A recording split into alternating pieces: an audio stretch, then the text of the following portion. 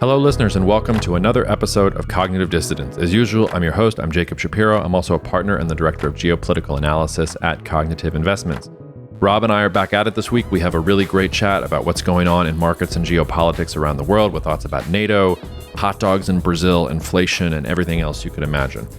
Before we get to that, though, listeners, you know that there are no ads on this podcast, and I'm determined to keep it that way, but I'm going to steal 30 seconds of your time right now to just give you an ad for Cognitive Investments ourselves. We're obviously a wealth management and registered investment advisor, so if you want us to run investments, that is something we do, and you can get in touch. But we've also recently, based on popular demand, made access to our internal research platform available to subscribers. There's also options if you're interested for consulting and advisory services on top of that, which include monthly and quarterly calls with me. But if you are interested in the research platform subscription, or if you want to trial it out, we are offering podcast listeners a 30% discount on the first month to try it out. Just go to the website cognitive.investments and use the promo code POD30 and you will get the discount. If that's too much for you, you can also just email me at jacob@cognitive.investments about this or anything else. That's it. That's the plug. If you're interested in our internal research, there's a promo code for 30% discount. You can find it on the website under the research page or emailing me directly. Okay, enough. Nothing else to do. Let's get into the podcast. Cheers and see you out there. Cognitive Investments LLC is a registered investment advisor. Advisory services are only offered to clients or prospective clients where Cognitive and its representatives are properly licensed or exempt from licensure. For additional information, please visit our website at www.cognitive.investments. The information provided is for educational and informational purposes only and does not constitute investment advice, and it should not be relied on as such. It should not be considered a solicitation to buy or an offer to sell a security. It does not take into account any investor's particular investment objectives, strategies, tax status, or investment horizon. You should consult your attorney or tax advisor. All right, good morning, everyone. We're back at it. Rob, how is it seems that France has not fallen to the Les Mis protests and everything is fine. Is that correct? Believe it or not, life is pretty normal and people are going about their day eating bread and looking fashionable. So life goes on. Baguettes and espresso at the barricade later. I look forward to meeting you there. It sounds great. Did you see, I was actually watching, I said this to the listeners, I think in our last episode, I rotate through different news TV channels from different countries every morning, and I had Singapore on yesterday. And I don't know why they were focused on this, but apparently the French are trying to make it so you can bathe in the Seine River again by 2025. Have you heard this? No, I haven't heard this. They're trying to clean it up, and they say they're on track to bathing in the river. I think I'm repeating myself. I think I said this in a recent podcast, but I'm still enchanted by the idea of bathing in the river. But you can actually do it because you're literally right there. Well, I think that's really cool. And it shows, I mean, people aren't paying too much attention to this, but some of the things they're doing ahead of the Olympics next year and just with the city itself are pretty extraordinary. As far as, things like bathing in the Seine, we've been focused from a technology standpoint. France is rolling out the first network of eVTOL air taxis. Electric drone taxis. And they claim that they're going to have 5 working hubs in time for the Olympics, which if you look at what other countries are doing from a licensing and approval standpoint, like the US just approved the first prototype test of the first eVTOL, and France is saying they're going to have working commercial networks going in less than 18 months, which is pretty crazy. So I don't know how we got from bathing in the Seine to that, but my point is they're doing good stuff here. Those are the types of atypical neural connections the listeners want from this podcast, Rob. So let's dive straight into it. We're going to spend just a couple of minutes on the CPI print. CPI was up 0.2%. and rose 3% over the last 12 months. I always like to look at it broken down by category. So up 3% over the last 12 months. Food is still up 5.7% over the last 12 months. Energy is down 16.7%. And then all items less food and energy up 4.8%. I have just one or two thoughts on this, but Rob, I'll let you take the first swing at your reaction just to the print, because the markets are declaring, oh, inflation is over, everything is fine, the Fed is not going to raise anymore after they raise in July. Like that narrative has really taken hold. And we've been saying we think inflation is going to be stickier and that the Fed is probably going to raise rates more than consensus. So I do think we need to confront this a little bit and talk about it for a few minutes. But I imagine we will both have short, pithy takes. But I'll let you go first. Well, my short, pithy take is this is a great example of how especially when it's a quiet news cycle, which it is for markets. So earnings doesn't start until next week. It's the summer. There's not much happening. Everyone is obsessed with this CPI print. It's, you go through different eras within different market environments where people really focus on one data point and the media picks up on it and everyone, becomes obsessed about it and everyone anticipates it. And oh my God, the print came out. And in the 80s, it was M2 money supply, which today no one, you couldn't even say what that is because no one follows it at all. And in the 2010s, it was the payrolls number, which was the be all end all of the world. And now it's the CPI number, right? So I guess in short, it's one data point and it's something that's being sort of magnified so much because there's not much else going on. Fundamentally, I think what I would say is I don't think it really changes what we're focused on or our thesis because CPI and employment, these are backward-looking indicators. Bankruptcy data, that's another one that people have been focused on, that we've been focused on as well, trying to understand. Really, I think what it behooves one to understand is where are we going to be 9 months from now? Where are we going to be 3 or 4 quarters from now from a macro standpoint? And when you look at the key indicators, it's not necessarily CPI, because that's showing what's already happened. The key indicator to watch is what are these early cyclical indicators showing? What's going to happen with construction? What's happening with the residential building cycle? What's happening with the commercial building cycle? What's happening with data center capacity expansion and corporate investment? And I don't know for sure where those things are going, but you sure as hell want to be focused on those things because those are going to tell us where the economy is 9 months from now. And then that will determine whether we're correct or not about, inflation remaining stickier than previously thought, rates remaining higher than previously thought. So I don't want to downplay it because I know a lot of people have a lot hanging on this, but I don't know. It's just not a huge thing I'm that focused on relative to these other more forward-looking indicators. Yeah, and I just want to point out sort of 3 things that are bothering me about the narrative that's coming out around this print, that inflation is over and maybe the Fed can declare victory and things like that. The first is that the hiring numbers are still, I know they slowed down a little bit this month, but we're still adding jobs. The labor market is still tight. So as long as that's true, I don't know how Powell can decide that, okay, I've done my job. And we've talked about how he really has a missionary zeal to crush inflation here. So until all the indicators are pointing in that direction and until it's unambiguous, I don't feel like he's going to take his foot off the gas pedal. The second is the extent to which energy plays such a big role here. Energy prices are down 16.7% over the last 12 months. And I've been very bearish on oil to start this year. But one of the things I've been saying, I say this in the sit rep this week, is, I also talked about how there's incremental supply disruptions that you could get. So let's say you get some trouble in Libya or you get some trouble in Iraq or something doesn't go well in sort of a fringe producer like in Nigeria. Then if you get China revving up just a little bit and maybe growth numbers in China aren't doing well, but you look at power demand, you look at some other indicators in the Chinese economy, they're consuming. So you start to put all those pictures together. I'm getting increasingly more worried that maybe energy prices, especially oil prices, could go up towards the second half of the year. We just released a report this week about how we're bullish natural gas for the rest of the year. So if you start getting energy price rises over the next 6, even 9 months, suddenly that CPI is not going to look that pretty. And then the last thing is just, and this is anecdotal, but it's just the data supporting it. I mean, Delta's CEO came out and said Delta had record quarterly earnings.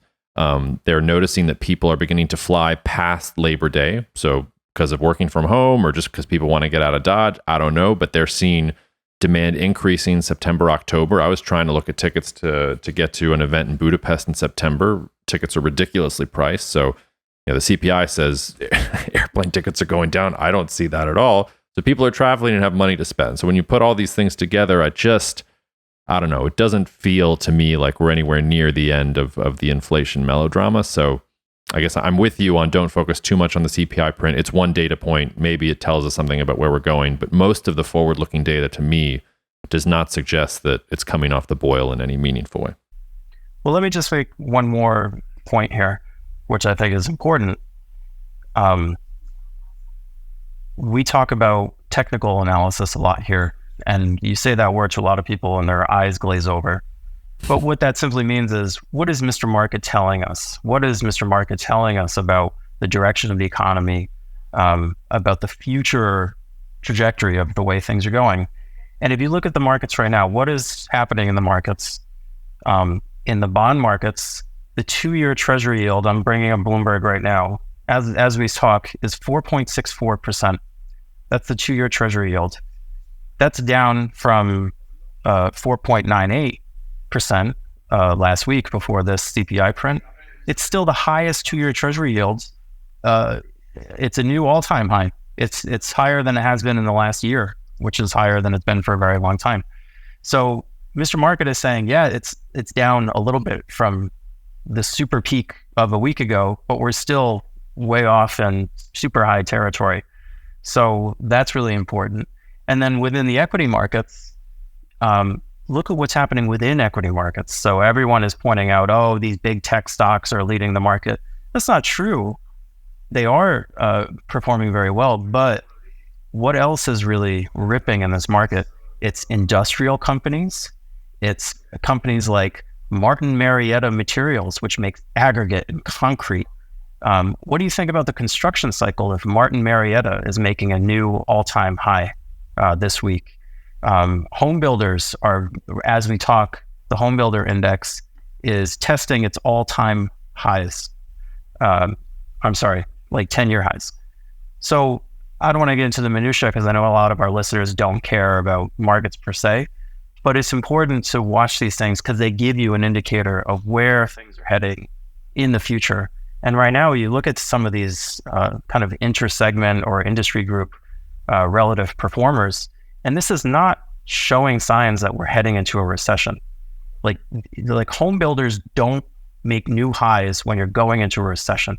That just has, maybe there'll be a first, but it would be awfully weird if all of the cyclical construction and equipment companies were ripping right before the economy is lurching into another, the abyss.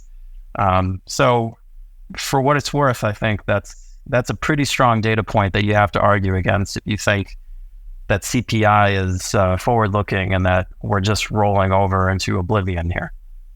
Yeah, and the last point I'll make on this, because I'm glad you brought that up, is also we're still in deglobalization land. So, okay, Blinken is meeting a top Chinese official for the second time in a month. Yellen was in China. China and the United States are trying to make nice with each other. On the flip side, you've got these gallium and germanium bans, or export controls, I should say, that I already talked about. You've got China saying that they're going to restrict certain AI things.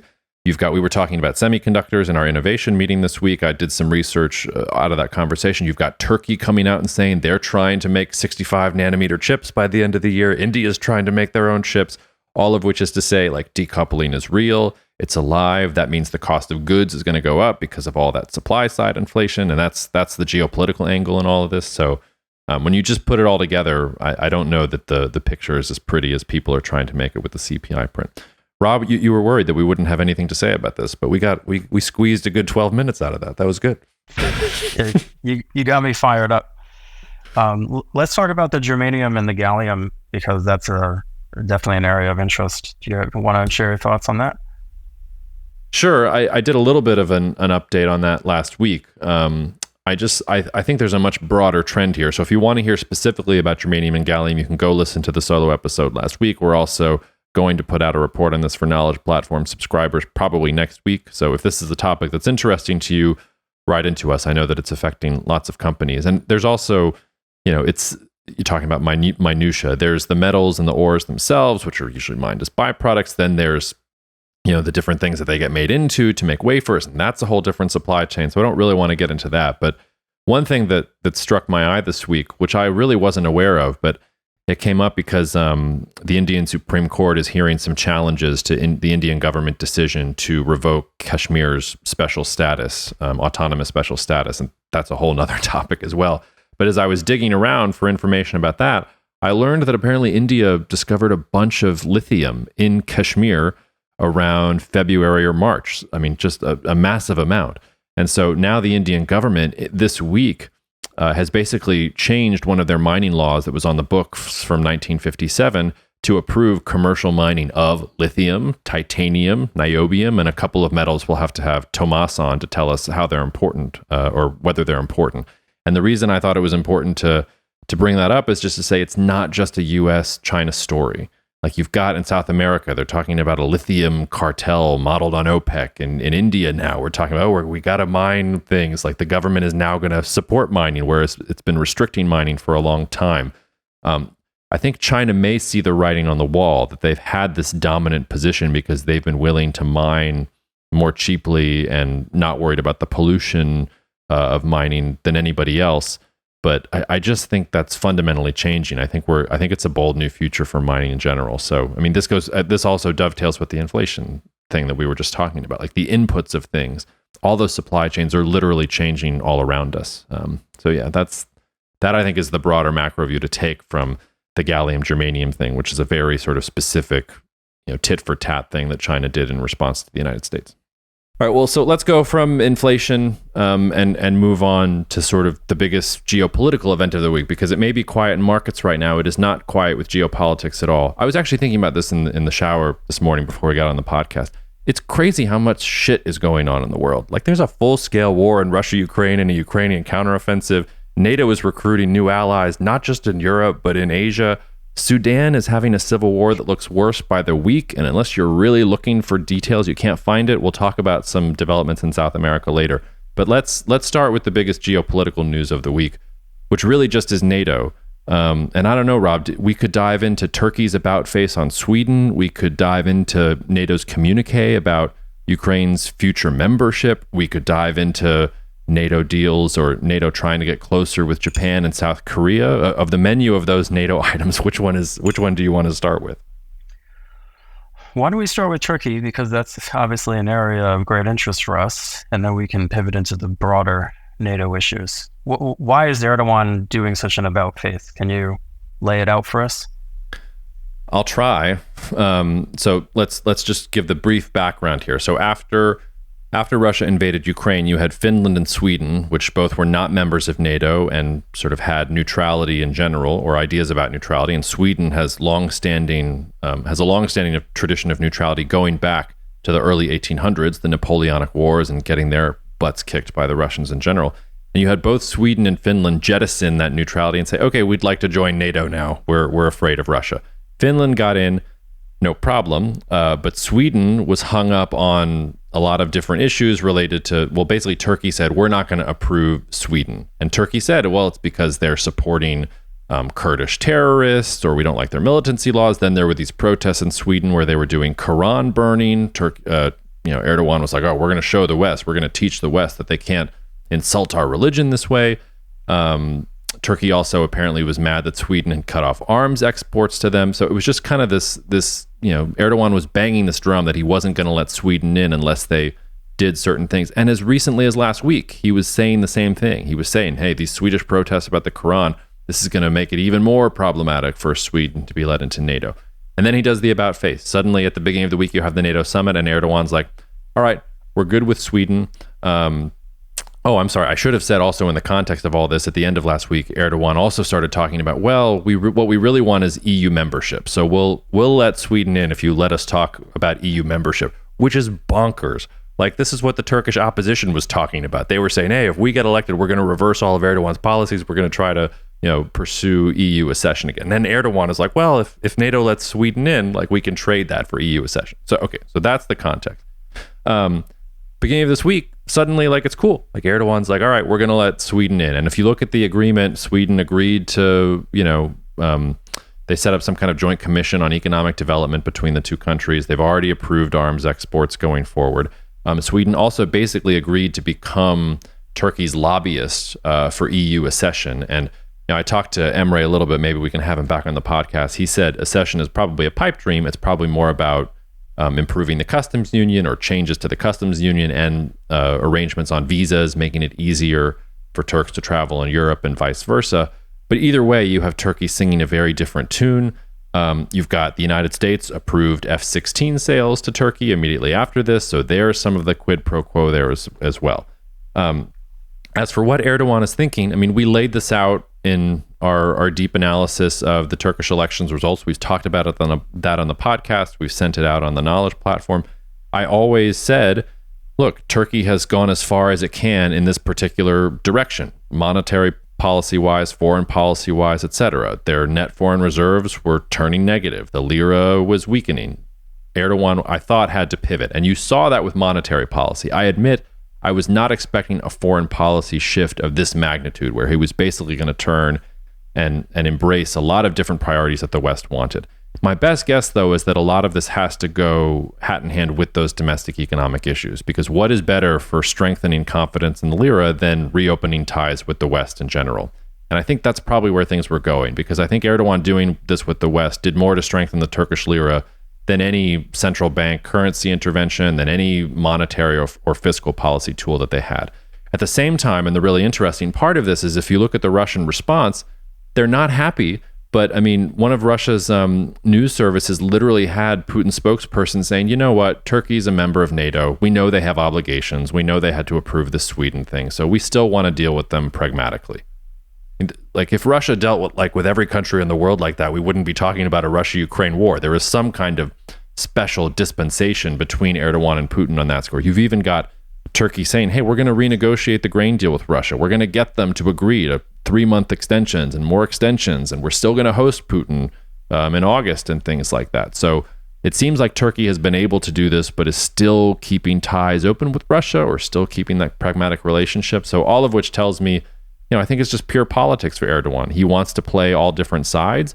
He held up Sweden for as much leverage as he could.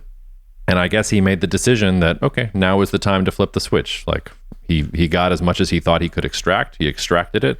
And now it's probably back to business as usual. That's my best guess. But he's gone much further than I thought he would. And I did think he was going to have to make major policy changes after the election. Well, I think this is interesting, and especially if you consider Turkey's history, I guess not as surprising as many people would think, right? Because, look at Turkey historically. Every decade or so, they've had huge pivots and gone a completely different direction with economic policy. So in the 1930s, they had sort of state-driven, 5-year plan, big, state-backed bank-led capitalism. After the war, they totally liberalized and went in the U.S. neoliberal direction, populist policies. After the coup in 1960, they shifted to state-led capitalism again, substituting industrialization, blah, blah, blah. And then when that resulted in inflation in the 70s, they went to sort of a very rigid kind of restrictive regime, kind of like we're sort of seeing today in the 1980s. And then the 90s, they went totally buck nutty and inflation went crazy. And, they liberalized the capital account and the FX accounts. And then in the 2000s, Erdogan comes in and it's all about EU accession and rigidity again and, going on the straight path and the Washington consensus, and they do great. And then what happened in the last 10 years. So is it really so shocking that they would do such an about face, not to give sort of a long history of Turkish economic policy, but they have a history of being extremely pragmatic and being responsive to when people are starting to get pissed off. So it's a very good sign, I think, because over all those eras, they've performed well on average. Growth is chugged along. I mean, you literally sound like a Russian analyst. So the way that Russian analysts are justifying this is that, Turkey always bounces back between West and East, and this is expected. I think what's particularly surprising about this, and maybe it shouldn't be surprising, you're right. You're right about Turkish economic policy. And I was as confident as I get on forecasts that Turkish monetary policy was going to meaningfully change as soon as Erdogan was reelected. I felt I rarely put things, well, no, I never put things at 100% probability, but in that piece that we put out, I mean, I was 95% sure that that was the direction that Turkey was going to go. The accompanying political changes, the about face on Sweden, talking about EU accession again, trying to integrate better with EU trade, making nice with Greece. Even there was a meeting between Erdogan and the new Greek prime minister on the sidelines of the NATO summit. They're talking about establishing regular meetings again, which have been delayed since 2016. So it's just the extent of the change and the sudden embrace with the West after Erdogan really seemed to be. He's talking with Putin. He's in that sort of clique. I think that was the change that was so striking. But I think my argument would be, and I think you're exactly right, it's not that surprising. Turkey always balances, and I'm not sure it's such a change. I think maybe Turkey knew that it had a significant amount of leverage, and that if it held up Sweden's desire to join NATO, it could tangibly get some things that would help Turkey. And Erdogan, I mean, it's kind of, I hate reading brilliance backwards like this because this all could have blown up in his face. What if he'd lost the election? Anything else? But he basically had a call option on whenever he wanted to extract concessions from the EU. Because the moment he said, "Okay, we'll let Sweden in," he got everything. So he could decide the exact moment that he actually got to announce all of these different things. So I think it's that about face that was somewhat surprising. But of course, the point I'm making to you here is when you actually sort of rigorously think about what Erdogan is doing, maybe it's not that much of a change. Maybe it's more transactional for him and for Turkey in general than it is for us in the West. And this is actually something I think about a lot. John Toland, who wrote a great book about the rise and fall of the Japanese Empire in the 20th century, there's a great chapter in there, which today might be, I don't know if people would still respect it. It's a little, it essentializes the Japanese psyche a little bit. I think it would be in danger of being called like not politically correct today. But he talks about how one of the problems in negotiations between Japan and the United States in the 1930s and 1940s were that U.S. negotiators are not comfortable with things being gray. It was black or white. You're with us or you're against us. Jedis and Sith, kind of the whole that mode of thinking. Whereas Japan was very comfortable with contradiction. They were very comfortable with saying, well, this is true today, but this is true after dinner, and tomorrow I'm thinking this, and all of it is part of a tapestry of reality that we kind of move back and forth with. I think Turkey is probably the same way. So I think part of the problem with understanding Turkey is that people keep trying to map on that Western black and white, good and evil, with us or against us thing. And Turkey has just always rejected that. Turkey's about, well, what's good for Turkey? How do we maximize Turkish concessions? If that means today we say nice things about Sweden and we get F-16s, great. Today we say that. Tomorrow, if we need something else, okay, we hang out with Putin. We say nice things about him. We get whatever we want from Russia too. I think that's the way to think about it. Well, pragmatically, Erdogan seems to be talking like a guy who realizes he's dependent on foreign capital flows to keep that current account deficit going. So he's saying all the right things, that's for sure. He is. And when he's not busy hanging out with Sweden and NATO and doing all these other things and calling Putin on the phone, the real important thing that he's doing is touring the Gulf and getting promises of Saudi investment and, Emirati investment and everything else. So you can see the picture coming together. He's normalized monetary policy. He's improved ties with the West. He's getting cash from the Gulf states. He's got cheap commodities coming in from Russia. Like it's a pretty well played a pretty well played strategy so far. The other, I mean, I think we should also just spend a couple minutes on the NATO communique. And I'll quote from it here. The communique is very long. It has over 70 points. I didn't get through all of them, but I wanted to see what points they made about Ukraine. And there's basically two. The first is sort of, it says point blank, Ukraine's future is in NATO. Full stop. And then, but it also says, look, we have all these reforms and things that Ukraine has to do before we can welcome Ukraine into the alliance. So Ukraine's future is in NATO, and it will become a member of NATO once it satisfies all these different criteria, and all of the NATO member states believe that Ukraine has signed off on these criteria. And as we just saw with Turkey and Sweden, that's not a foregone conclusion, and you can bet that Ukraine's inclusion in NATO is going to be a lot more controversial than bringing Sweden into the party.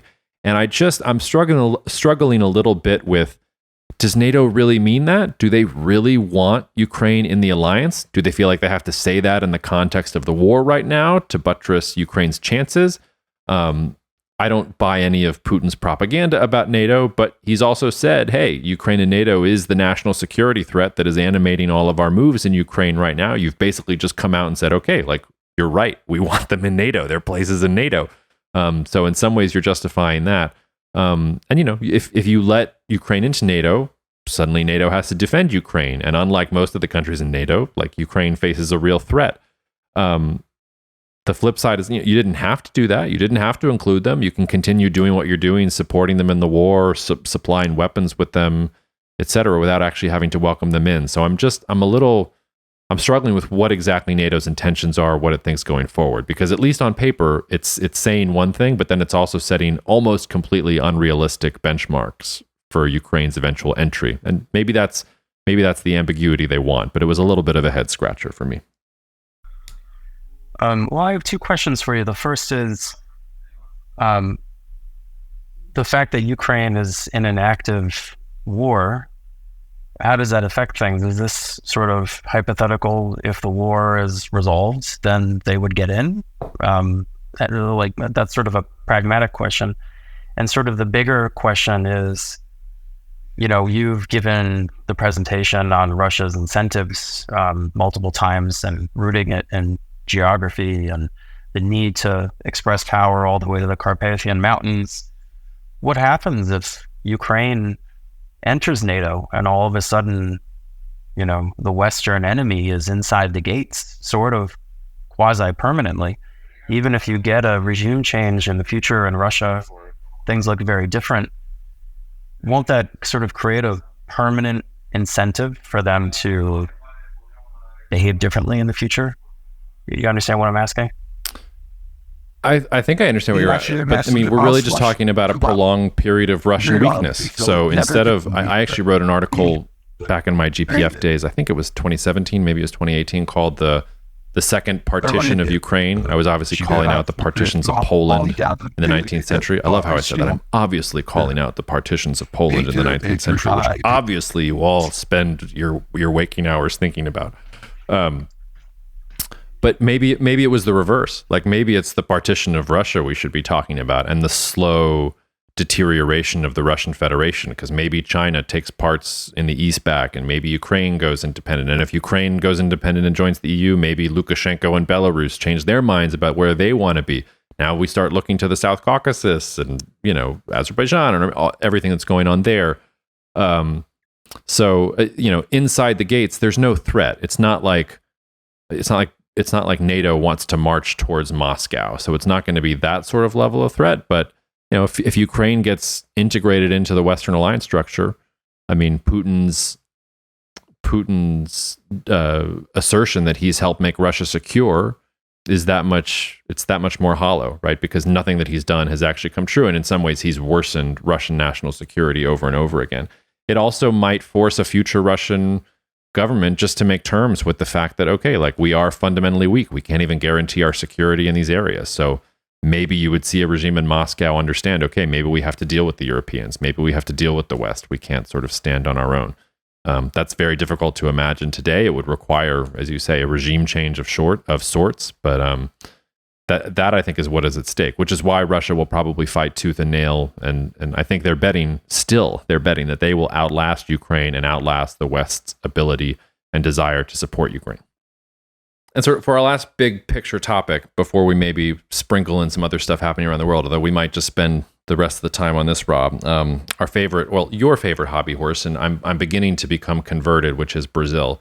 There's a smaller story and a bigger story. The smaller story is just that Brazil's lower house, by a pretty wide margin, passed a major tax reform initiative.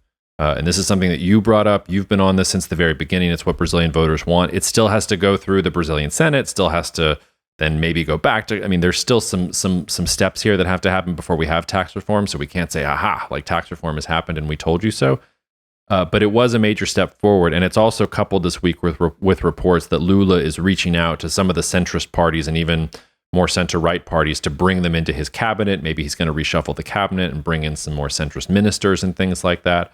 All of which is just to say, we said once Lula got elected, A, he's not going to be able to govern the way that he wants to. The legislature is against him. He's going to have to moderate himself.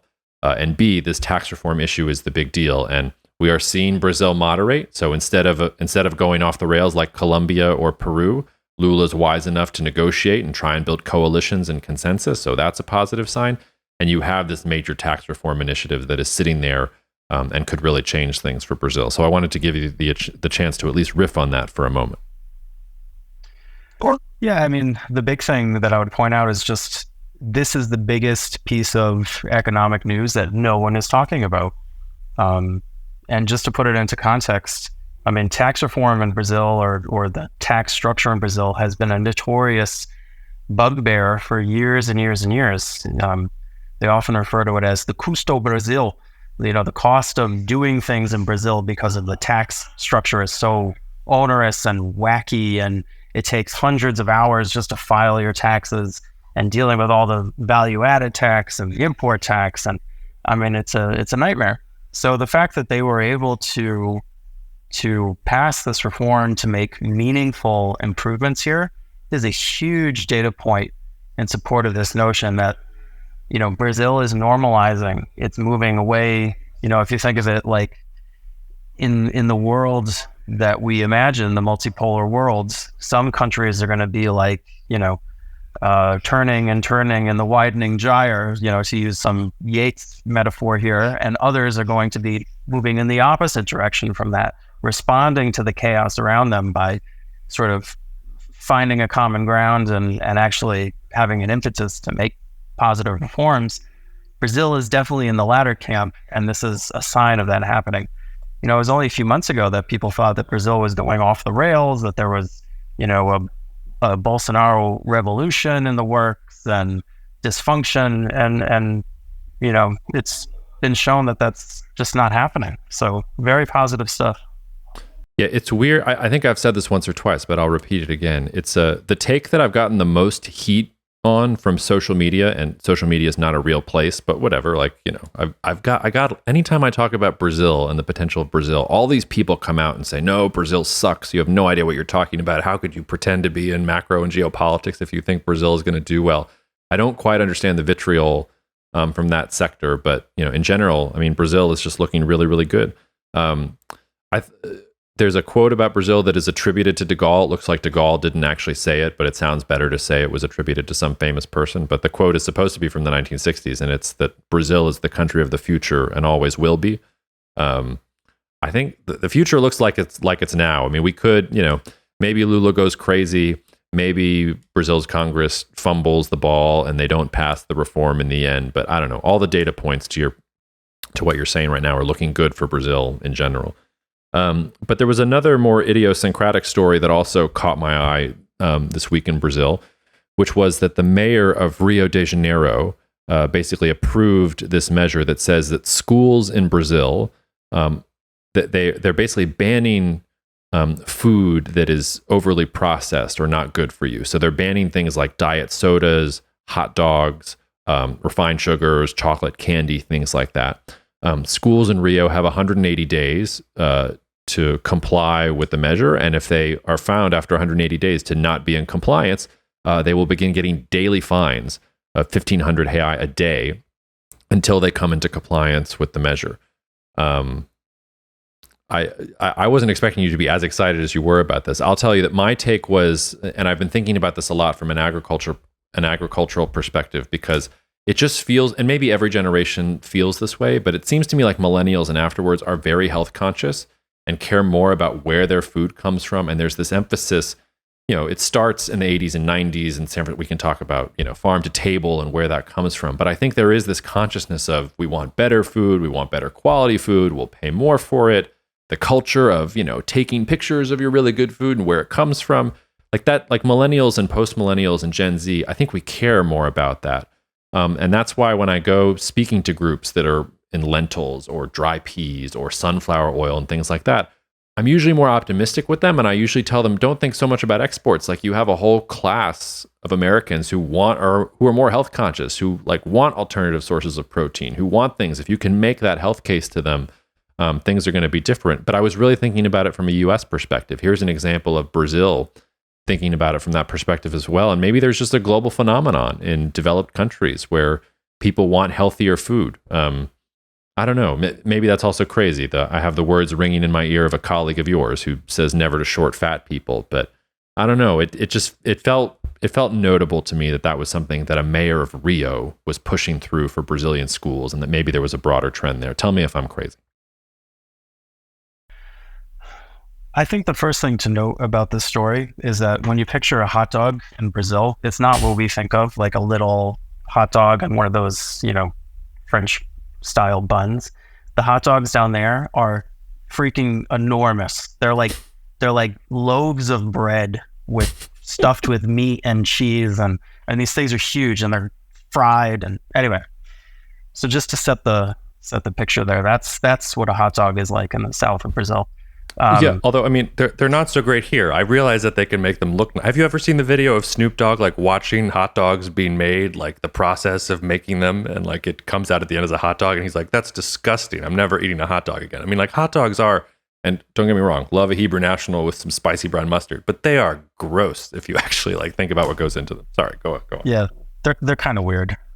That's for sure. But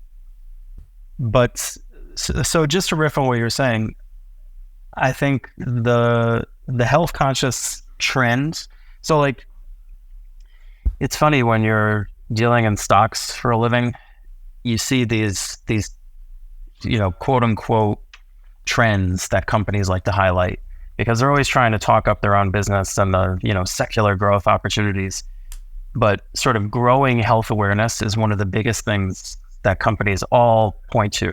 That people are becoming more informed, people are becoming more conscious about where their food is coming from, what's going into it, ingredient quality, reading ingredients, et cetera, et cetera, et cetera.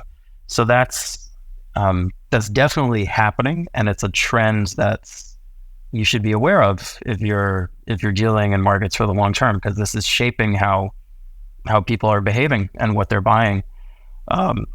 Another thing I would just point out is, I think the just don't short fat people, I suspect that is a dictum that is outdated now.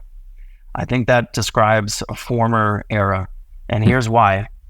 I'm going to tie this into AI because, one of the things, like we've talked about this, we did a whole podcast about how Americans are basically getting fat and drug-addled and dying.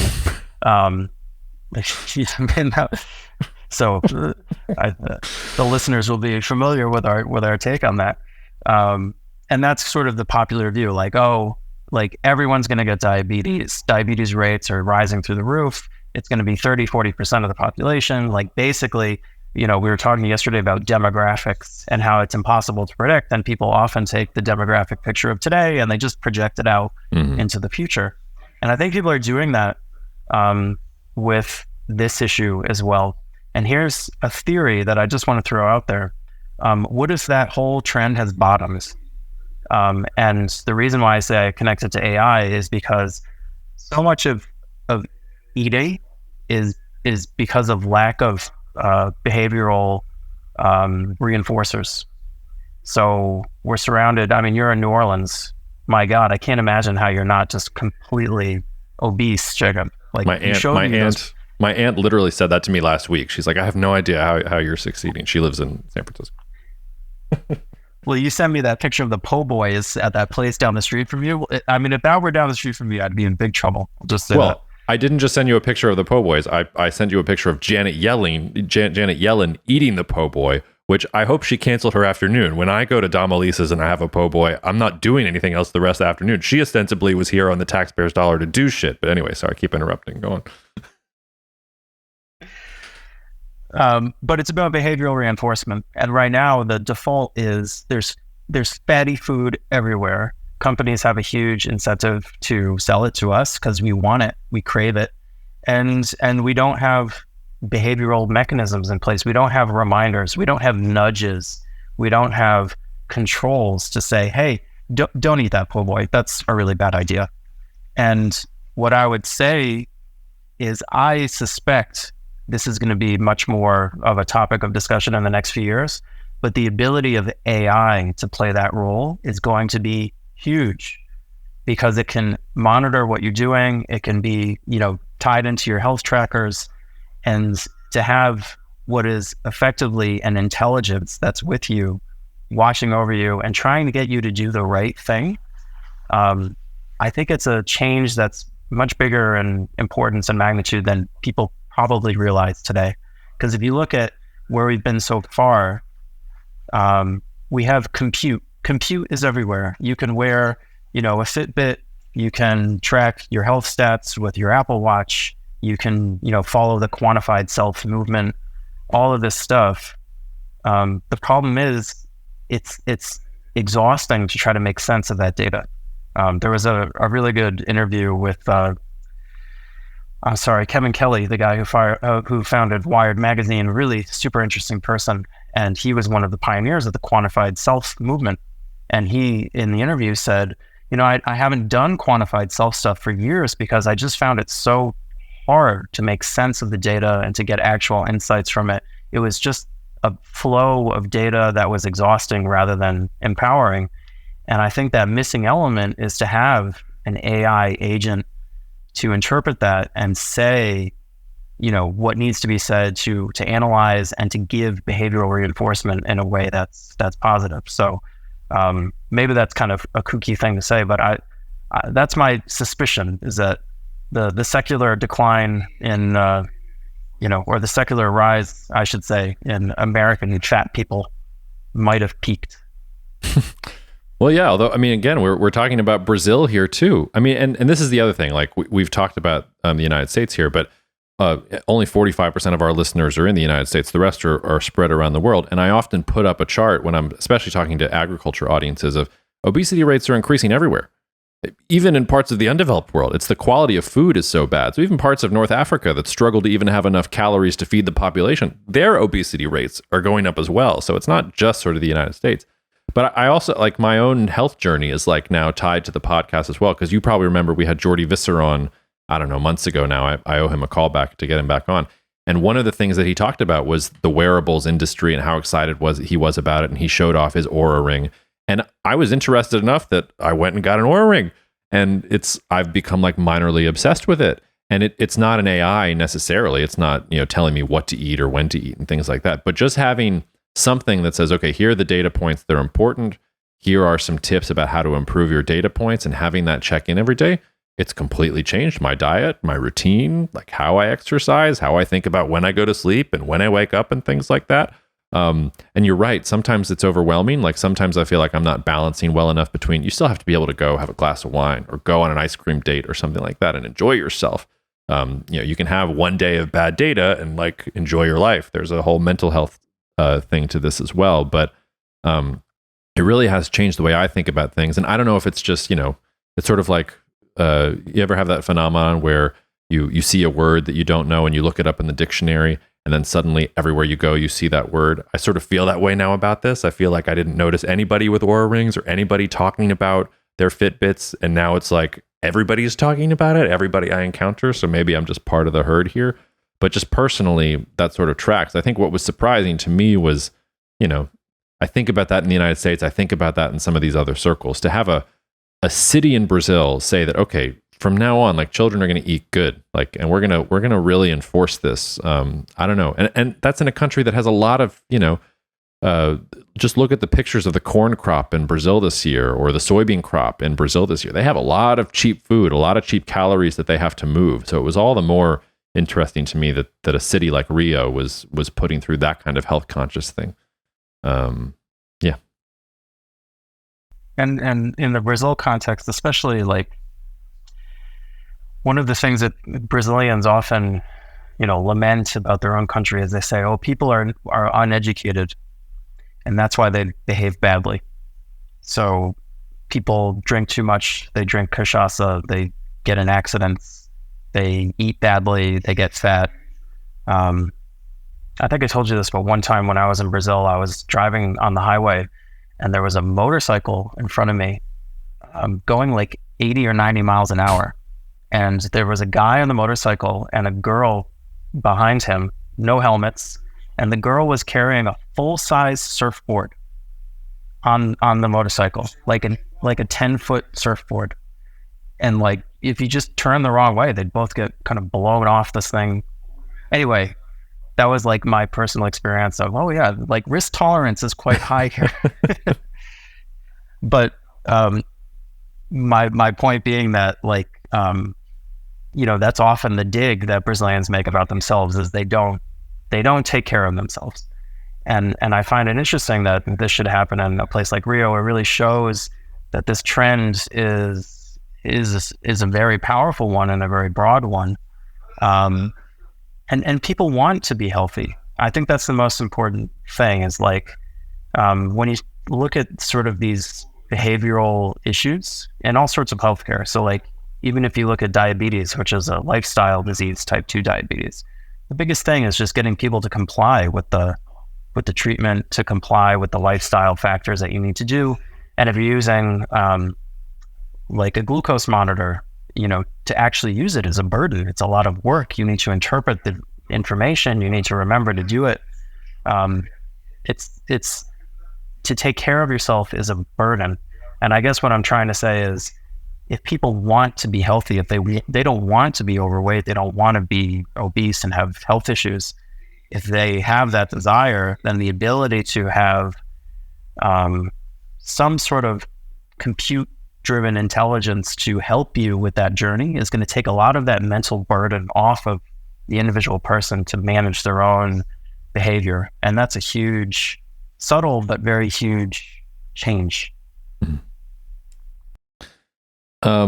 We'll close out. I mean, we've already been going 50 minutes, so I don't want to take too much time of the listener, for the listeners. But there's a couple smattering of things. Maybe we can both just close off with one thing that's caught our attention. For me, it's the situation in Peru seems to be bubbling up again, and it reminds me that I need to reach out to our good friend Elohim to get some context about what's going on in Brazil. But Brazil extended a state of emergency in the copper-producing regions of the country in the south. Listeners might remember earlier this year, we were very concerned that because of anti-government protest and disruptions with copper supply chains, that Peru, which is the number 2 copper exporter in the world, copper just wasn't getting out, and was that going to affect copper prices and things like that? That didn't end up working. That trade didn't end up working, and Peru managed to get things going again before the situation got particularly dire. But you've got that announcement in the south, and then you've got reports that Peruvian protesters are getting ready to descend on Lima, and that the Peruvian police are gearing up for an influx of protesters in the city. The new president is well liked by the business community, it looks like, according to polls, but basically the rest of the population still hates her.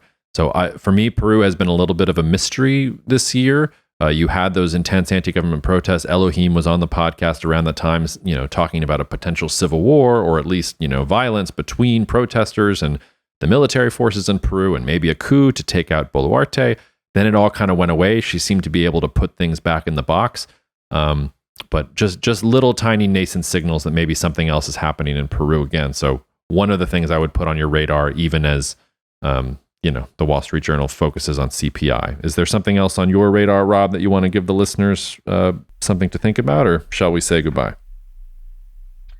No, nothing new. I guess the only thing I would add on the Peru thing is, when I think about how do you model out some of the behavior of these countries, both from a macro standpoint and from just a political standpoint, I use that phrase turning and churning and the widening gyre before, but that's what that describes as a volatility spiral.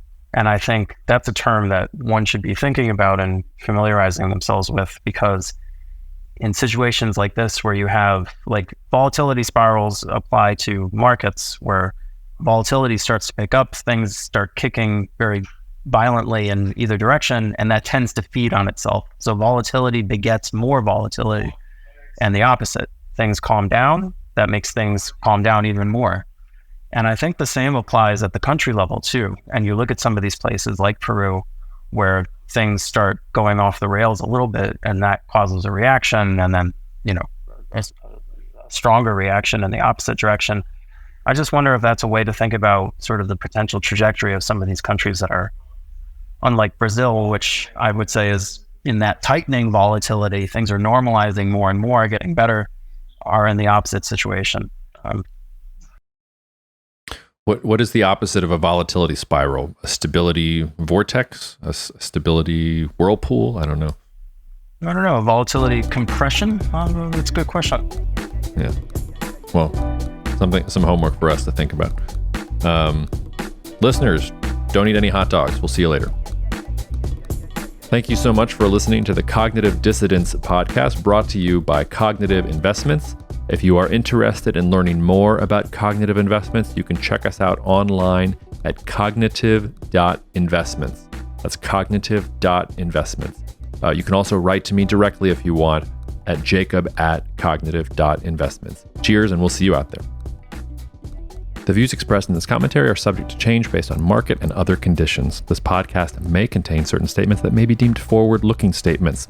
Please note that any such statements are not guarantees of any future performance, and actual results or developments may differ materially from those projected. Any projections, market outlooks, or estimates are based upon certain assumptions and should not be construed as indicative of actual events that will occur.